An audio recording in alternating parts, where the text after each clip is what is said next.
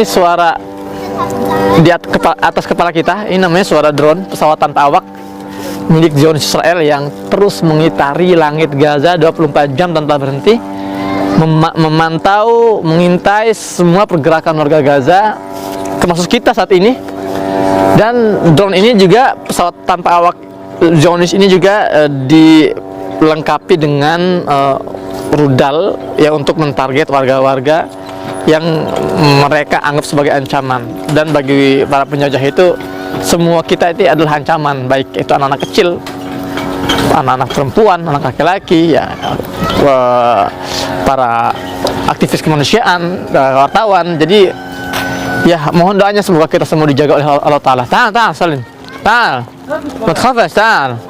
Nah, ini anak-anak Gaza nih. Asmak Syatri Ahmad Asad. Ya Allah, berikan kekuatan pada para pejuang di Palestina ya Arhamar Rahimin. Ampuni kami ya Allah, ampuni kami yang tidak punya kemampuan untuk membebaskan Masjidil Aqsa. Ampuni kami yang saat ini masih pandai bertikai, pandai berselisih, sementara kolega kami masih berjuang dengan darah, keringat, air mata dan nyawa mereka. Ya Allah, ringankan hisab kami di hari kiamat ketika Kau tanya kami apa yang Kau lakukan untuk Aqsa. Ringankan ya Allah hisab kami. Ya Allah, kami mohon ampun kepada-Mu. Kami mohon ampun, kami mohon ampun ya Allah.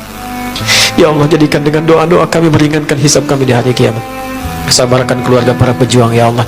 Jadikan wafat mereka sebagai syuhada. Jadikan wafat mereka sebagai syuhada.